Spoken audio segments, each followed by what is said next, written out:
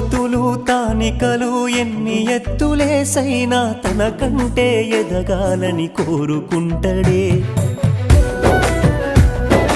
అప్పు చేసి తిప్పలైన నా గొప్పల కోసమని బుక్కులు కొనిపిచ్చి నన్ను చదివిపించెనే.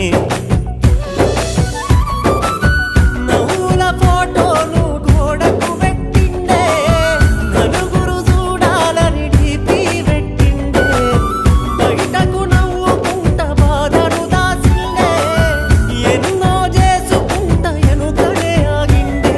గరీబైన నవాబోలే నన్ను సాధిండే. సిరిగిన అంగీలేసిన మా